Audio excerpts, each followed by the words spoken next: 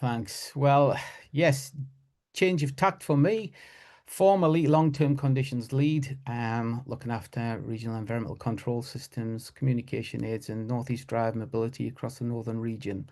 As of the 31st of August this year, I've retired from the NHS and having done medical, legal, and medical expert work before, I hope to promote this and move on with a little bit more involvement in the future. So hopefully this talk today will just enhance whether you've got knowledge or how limited it is, the whole aspect of electronic assistive technology with a big focus on what we would call environmental control systems. Apologies in advance, there's a bit of text as there often is, but please bear with me. I do have a couple of case studies and some rather informative short videos just to show you the proof of the pudding, for want of a better word.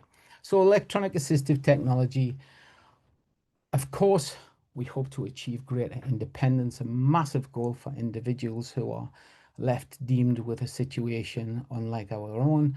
Better communication they'll achieve, improve access to justice and enhanced quality of life. Just to further expand on those facts and the impact it can have. After an injury, and I'm going to say EAT rather than electronic assistive technology, EAT, such as adapted computers, environmental control systems, mobility aids, they all help clients regain independence in daily life, including work and also communication. So important to have that voice.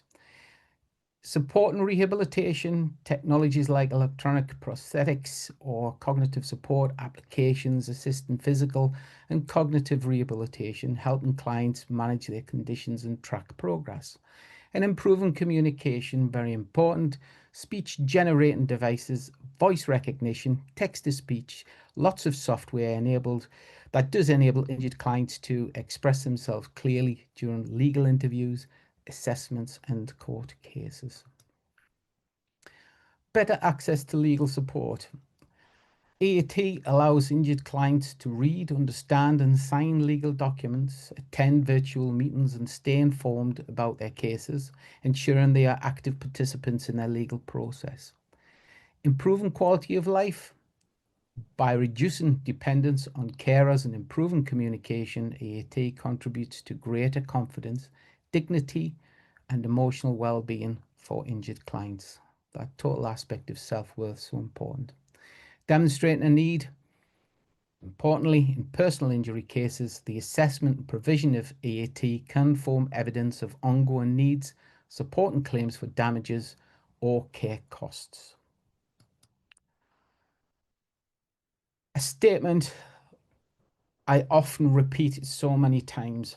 If a client, for whatever reason, the injury, the prognosis has left them without the function that we all enjoy and take for granted, if we can just capture some controllable movement of function, we can link it through technology to an input device, a central controller unit, and then the appliances that the individual needs to operate, not just essential, but also desirable in many senses.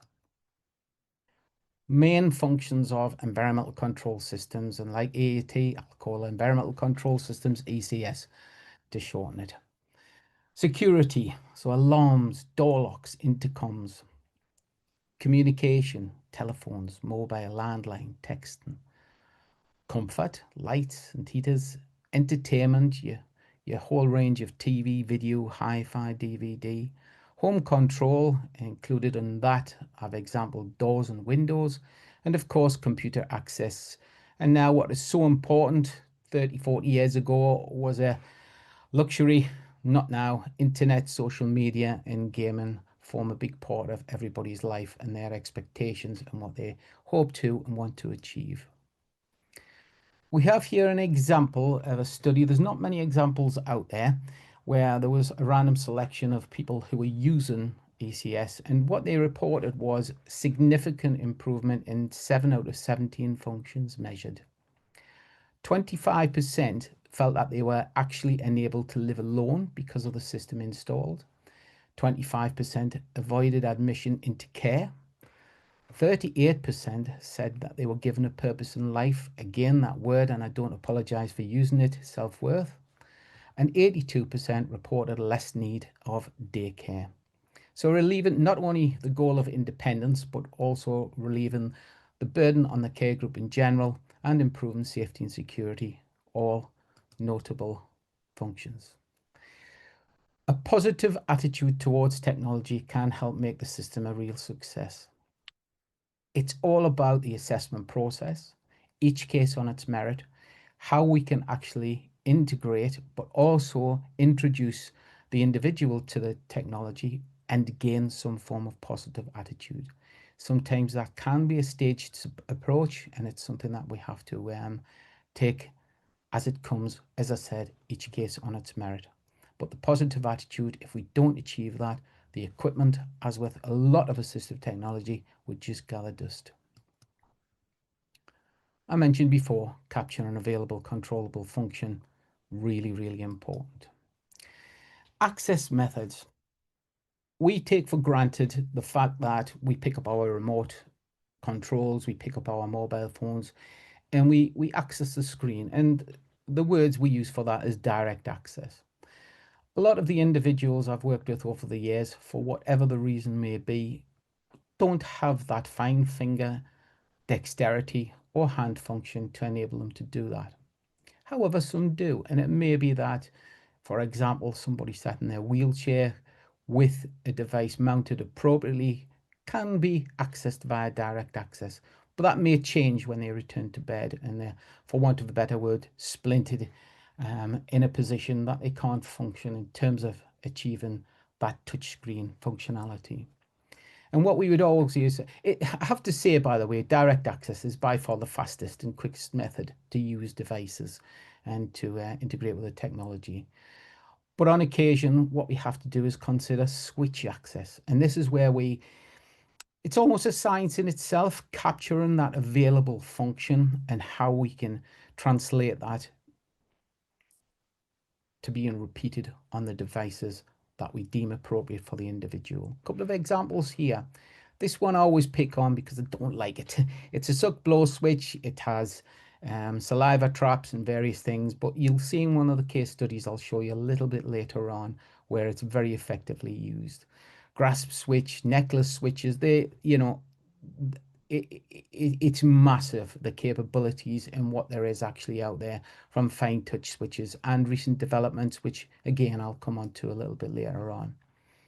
And you can see me positioned there with a computer-based tablet device, which is programmed to operate lots of functions from telephone, phone books, lighting, bed controls, chair controls, all via single switch access.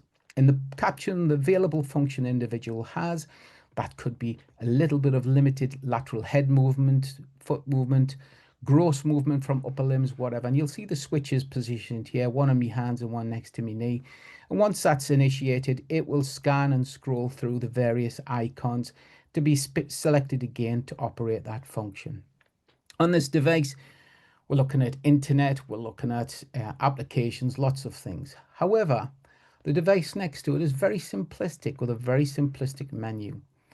And we'll have to remember a lot of people that we see may be cognitively affected, may have memory deficit, and they don't have the thought process or ability to negotiate menus and sub-menus and drill down.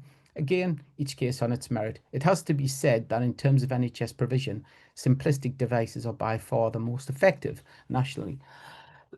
Excuse me.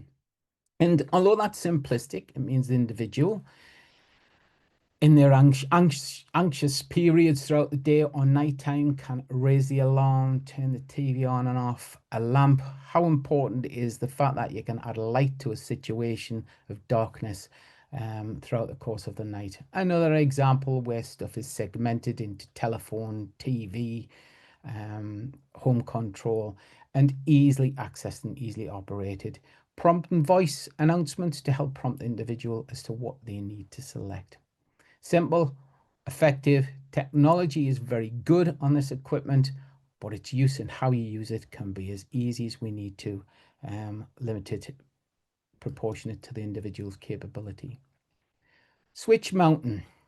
This is where the engineering side of me comes out. It's quite easy to say that this individual can move their head slightly and we can get them to operate a switch by their temporal lobe. But they spend 8 hours in bed. They spend some time in a powered wheelchair, some time in a riser recliner. You can't just stand there and hold that switch next to them. You have to think about mounting solutions to promote the usage in all locations with as much remote access as we can. We don't want equipment and wires cluttering up for carers and the individual themselves. As I said, a little bit of a science in itself. Switch access does have its limitations, but things are changing. The standard range of switching, of which you've seen some examples on the previous slide, are quite limited to those with real variable conditions or a degenerative condition. And there has been recent development. Electromyography, EMG for short. It reads electrical signals from muscles. It can also duplicate into spatial reading of movement. So, for example, the young CP child with lots of athetoid movement, very, very hard to ever capture any effective deemed appropriate or their selective movement to operate switches. We can now do that with some of the equipment available. I'm going to show you a couple of examples here, and here's the first video. Now, just for the purpose so you can understand the muscle twitch, these probes are attached to her left cheek. Now, that could be hidden in another part of the body. A pre-programmed computer-based device with lots of communication pre-programmed onto it, as well as some integrated environmental control. She can operate from the muscle twitch, and I'm just going to show you this. How are you doing? What have you been up to? Good to see you.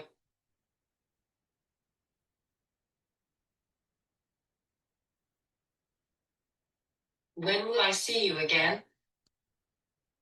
How? Now, as you can see, we're capturing that movement there, which is effective for other areas of the body. Operating switches is often difficult in that you can't set the switch to the person, and you really can't expect to set the person to the switch. Switch operations such as this means that wherever the person's location is, it's easily operated and duplicated accordingly. Here we're using a definite EMG switch, sensing muscle signals for a severely limited and disabled young gentleman. And you'll see the green flashing from the switch on the wrist, which is sensing their intention and their muscle signals. And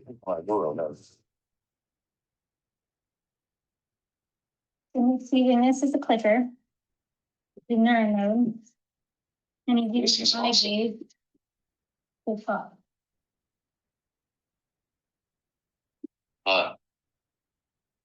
Again, another great example, and I often have to say it to people when, you know, a bit like Stephen Hawkins used to come out with lots of speeches.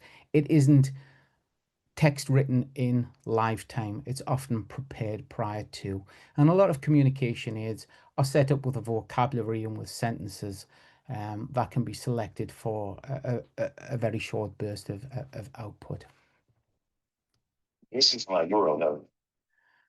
Again, this young chap, the only deemed available controllable function was a sensation at left-hand shoulder. And you'll see on this one how we're capturing switch access, linking it to the technology. In this case, it's simplistic. He's scrolling through a photo album of familiar photos, and it may seem a little bit over the top, but to him, it's fantastic in terms of his independence and self-worth. There's that switch in the picture. Oh, boy, this switch is much easier than you have on now, I think, for that, right?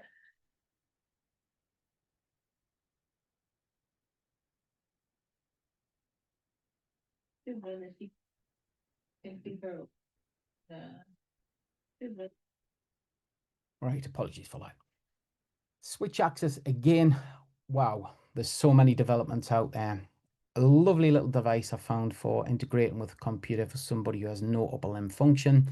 and I've used this quite successfully. It's a typical gyroscopic mouse, very lightweight, on a band fitted like a pair of glasses, so head movement is duplicated on screen on the computer. On a very flexible arm that's into the individual's mouth, and they have left and right click just through bite and selection, and they can select an on-screen keyboard at any time to do the text, emails, or whatever is deemed appropriate for that individual. Voice recognition. We've all had Alexas, we all probably have Alexas, and we use them for quite limited functionality, but people often say, I want an Alexa to control my house. It doesn't integrate with technology as we would always hope it to do so. Some of the designated devices, like this one on the screen here, can be voice recognition. The pitfalls of voice recognition go without saying. Somebody who has depleted voice output, or it changes throughout the course of the day and often affected by the onset of fatigue over the course of the day, it can be an absolute frustration. More importantly, equipment like Alexas are Wi-Fi based. So if the Wi-Fi signal is to go down, that's you out of action on the system, which might have some very important functions like links to community care alarms, telephone, or whatever. And it's something that we have to avoid at all costs. So you'll always go for the standalone system, especially where essential functions are to be considered for the individual. Eye gaze technology isn't now in its infancy. It's developed further. It's getting cheaper, and it is absolutely fantastic for the person who has nothing other than effective eye movement. Interestingly, it is very, very tiring for the individual to use. And it's often difficult if you set up an eye gaze device for an individual and you leave them and say 5 minutes a day for the first 2 weeks. You've walked out that door and they're not going to listen to you. But they do see where the problems arise when they get very fatigued with bad headaches. How it works is this camera device at the bottom sends a low intensity light and it shines onto the eyes, and it tracks the reflections from the cornea and retina. What that does mean is as you move around the screen, it moves the cursor. When they hold onto an item, it will form a circle predetermined by the individual, so we can set the time of that circle, and then it will select. It's called dial to click. Click to dial, sorry. As it can be frustrating that this device is placed in front of the individual's face, what you don't want is it doing everything as they're looking around. So you can just send it to sleep by that little icon, that example there, and it will only restart again once that's selected. But again, on this example here, you can see computer access, email shortcuts, social media, absolutely fantastic, YouTube, various applications for the individual that is restricted to effective eye movement only. And there's just a little illustration to show you how the camera reflects, as I explained, and the user's gaze is demonstrated onto the screen accordingly. Brilliant equipment. A couple of case studies here. Now, the case studies I'm going to show you are based on NHS provision, which I will have to be honest to say that in the medico-legal world would be very different. Some would say this is fitness for purpose provision, and again, if it was medico-legal, there'll be an awful lot more to be considered. NHS provision is limited in the sense that it relies on a collaboration at times through social services, which can be very much financially restricted and also means tested as well. But I'll explain this, which will hopefully at least get the concept across. Anthony, Tony as he likes to be called, who gives me absolute hell about football every time I speak to him. He had Guillain-Barré syndrome, was admitted to the RVI, and was certainly initially very limited.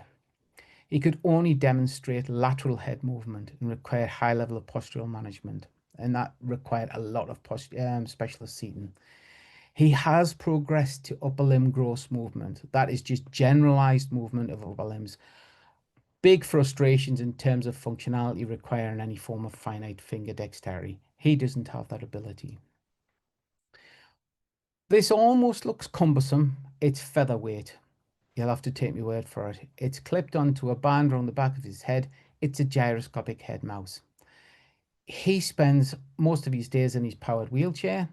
And as I showed a little bit earlier on, there's his device, computer tablet-based device set with icons appropriate for his wishes, his desires, and what we can actually effectively achieve. On there is a loud-speaking hands-free telephone, which is also linked to the intercom. This large yellow ball fitted onto the joystick enables Tony, through gross movement, when his hand is placed there, relying on people to do that, to control the powered wheelchair. I would say in the indoor controlled environmental only. Uncontrolled, uneven surfaces outside would be totally inappropriate. Although we used dwell to click on the screen previously, Tony can now move his head, move the icons, and click a switch, which has speeded up the process to use the system. I mentioned the telephone, the intercom, the door lock and unlock. He will interrogate whoever comes to the door. His wife now goes back to work. He can phone her, but he can also page her when he needs to speak to her. Satellite TV in its entirety. And what that looks, unfortunately, it's not the best of pictures. It looks like he's touching the screen. He isn't. That's him taking himself close to it. What Tony actually does, first of all, the first picture was he was wanting to show me what Betsy'd put on, but I didn't think that was appropriate to show, but never mind. Tony runs a website from his device now, and he assesses cafeterias, coffee shops for disabled access, and it's a real popular website. Great guy to deal with, and really interesting in the results that he's actually found and the changes he has made in the Northumberland area. Excellent. The next gentleman is Clarence Dew. You may have seen this gentleman on television. Actually, he was on quite a lot in recent years when they were developing an electronic trumpet. He was a world-renowned trumpet player. Road traffic accident, very high level spinal lesion. Has only a little bit of shoulder lift and head movement, and does have speech, of course, as well. Requires a massive amount of care input. But I'm going to highlight this part, and I'll come back to it. After discharge, Clarence set goals for independence, including some form of employment. And I'll come back to that. Now we see Clarence sat in his powered wheelchair here. This device retracts and comes back into place by capturing a little bit of head movement onto that switch. That was when I was working in collaboration with Regional Medical Physics, who very kindly helped throughout this process.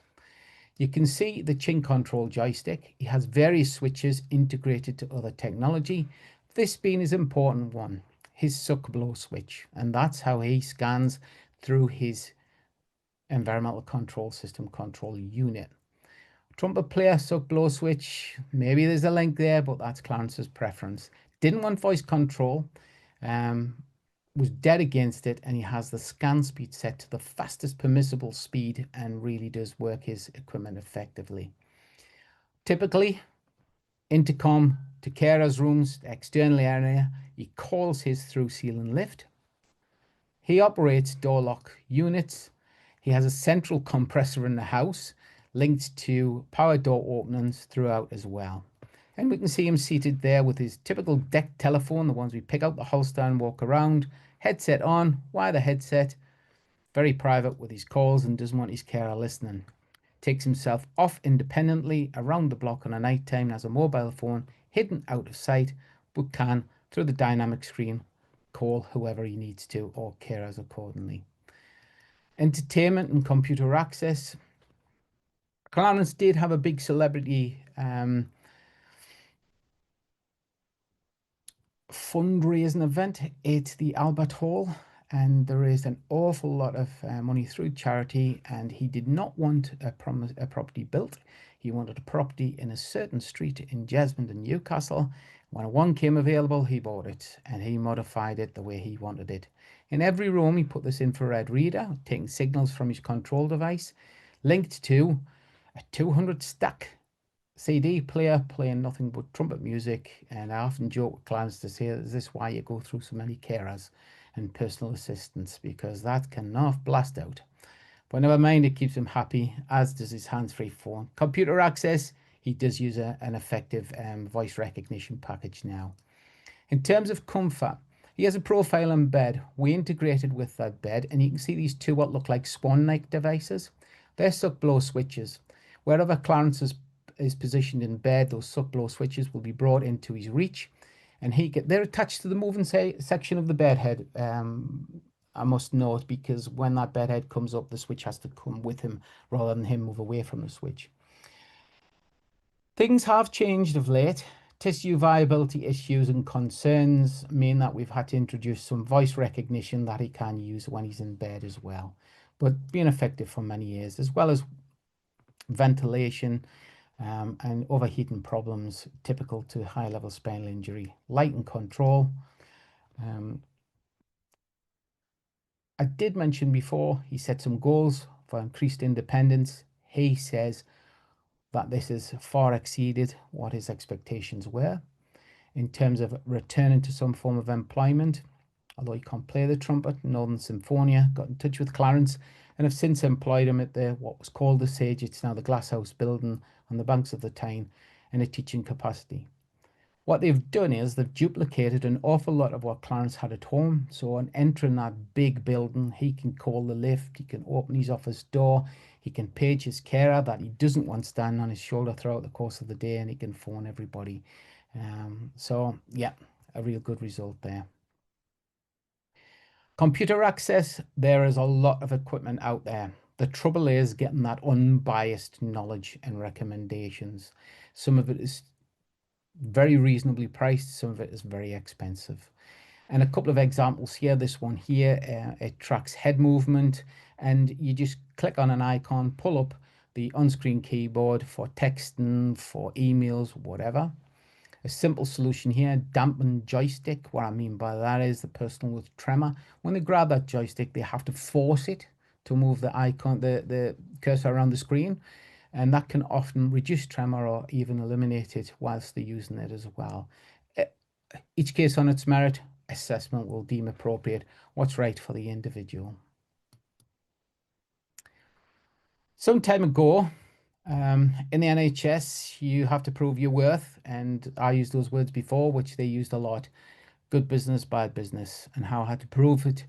A technology service to people that really didn't understand was by a simple method of an outcome measure. Now, I must say that this process measures should work along outcome measures, although outcome measures can provide or prove an improvement.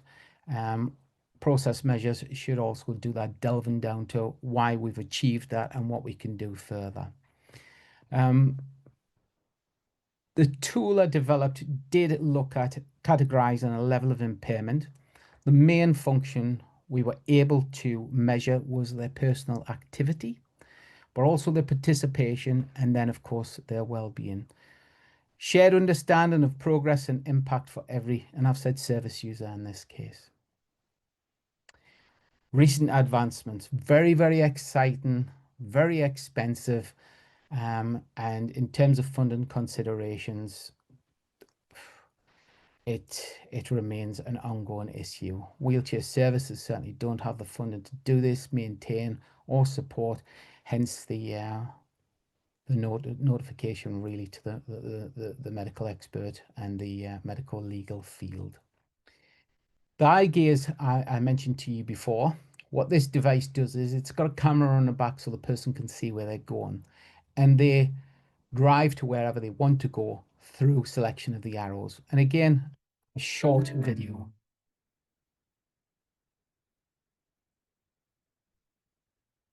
So Sadie, how has Ability Drive changed your life? I have become independent for the first time. Before I got Ability Drive, my self-esteem was low because I didn't have the support when I was in school, but it is getting better because of this. That's brilliant. Well, you've done brilliant.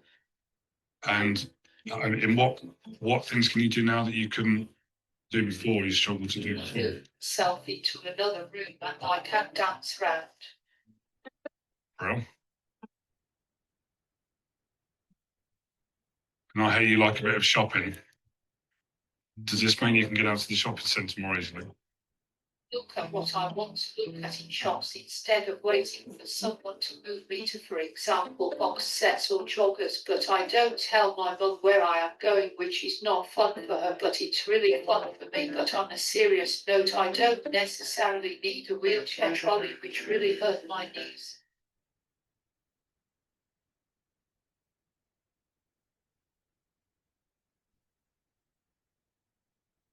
It goes without saying, what you've seen Sadie achieving there, absolutely fantastic, brilliant. Now, what I'm going to show you here now is an example of mobile arm support and feeding aids.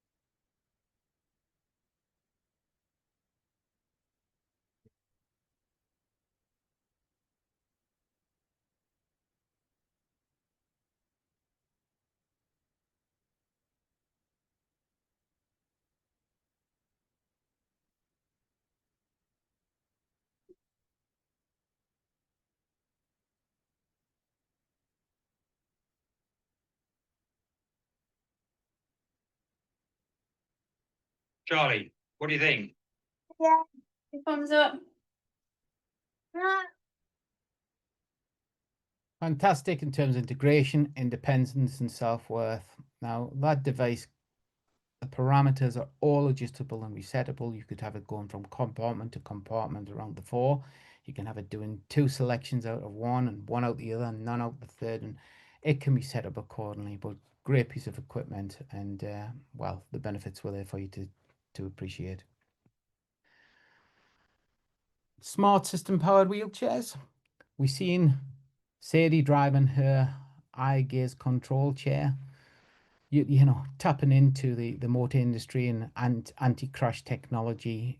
It can all be set up on such equipment for the individual safety and the safety of others, of course. This device here is a drive deck. The person's wheelchair is mounted onto that, and this totally portable transit sleeves can be set all over the house, and when the person makes a selection, they can come from room to room and it'll automatically take them through there independently, achieving an awful lot for the individual. Right, well, that was a bit of a whirlwind tour. I hope not too technology based, and I'll just stop sharing the screen now, and I'll let Kate speak to you regarding questions. Thank you so much for that, Graeme. Honestly, that was fascinating and just wonderful to see the videos, which I think are just bring it to life in a way that you don't often get to see. And also you pointing out what everything was on the images of Clarence's adaptive technology and Tony's as well was really helpful. So thank you so much. We've had a couple of questions. The first is actually just a comment. So wondering what your view is on this. Someone had said to us, in my experience, ECS do not integrate well with other equipment such as sitting chairs with the remote controls to use their functions. Do you have any thoughts about that? It's all about technical compatibility. In the northern region, education and speaking to the individual social services departments are found so important to say, if you are ever going to provide such equipment to an individual and there's a potential to integrate, please speak to us first about compatibility. And if that being the case, we can look at the necessary interface kits to see what will be achievable. And if they had identified a piece of equipment that wasn't, we would be saying, please consider an option before we can do that. I can only speak on that aspect from the northern region, and I think we achieved something that we got there with it, and we didn't have too many problems. Lovely, thank you. We also had a question, at what stage does adaptive technology start being discussed during the rehabilitation process? As in, does it get discussed like while in hospital or when in long-term care? When do you start having those conversations? You know, it's often the sooner the better. It could be said, but then there's always this each case on its merit and the individual wanting to be in their home address or the familiar surroundings. But what I've found in my experience is introducing it even in a limited format in the hospital setting. And I'll give you an example, spinal injury centre. It was always very, very effective in their acceptance and achieving it and giving them the knowledge and experience before expanding upon when we go to an eventual address. Lovely, thank you. And what do you find are the main challenges when you're implementing such an integrated system like we saw with the intercom and the TV and the phone? And what are the main challenges when you're in someone's home doing that work? I touched on one thing before, which was positive attitude. Not a salesman, but almost selling the product to them to tell them what they're going to get. What people were often scared of was, but if you're putting all this in, that's going to take away my care. They're going to take my care away. And that was always a problem to say to them, no, this is about improved independence. The benefits of safety and security and the relief on the care burden, it goes without saying. You know, the individual's wife who has to be there for everything, they create a space between themselves, and getting the carers in many senses to accept this is really beneficial to not just the individual but themselves. They can go away to the shops, they can phone the individual will phone them and say, you know, you can have another hour, another half an hour. Those communication links, there's so many benefits. I could talk forever on that one. The challenges are the home environment, the technicalities. You know, if you go into an example again, that I went to see somebody in a council estate in Newcastle, and they had one plug in the sitting room. Well, we couldn't support the technology we wanted to put in. So we then have to ask local social services to consider additional electrical requirements. That's where the collaboration differs from area to area and can be a massive challenge, as well as the fact that any adaptations and modifications to the home address that become permanent have to be funded by social services. I'm talking on behalf of NHS, not medico-legal. So the challenges were often, how do we get that funding, which is a different world in the medical legal world, because there was means testing, which often meant that they didn't get what we hoped to achieve. I hope that's answered some of it anyway. Yeah, absolutely. I think that was really helpful. And somebody's asked, in terms of your medico-legal work doing with your expertise now, do you work across the country? Do you work in Scotland as well as in England and Wales? Yes, anywhere. Fantastic. Traveling can be, obviously, you can't drive 8 hours and do an assessment. You have to stop overnight or whatever, but yeah, no problem. Lovely. That's wonderful. Thank you again so much. What we'll do is we'll share the webinar with everybody. We'll share the recording and some other resources. But I just want to say thank you again, Graeme. I, for one, have learned a lot today, and I think that was just absolutely fantastic. So thank you very much, everybody. And thanks very much, Graeme. Absolute pleasure. Okay, thank you. Bye-bye. Bye. Bye.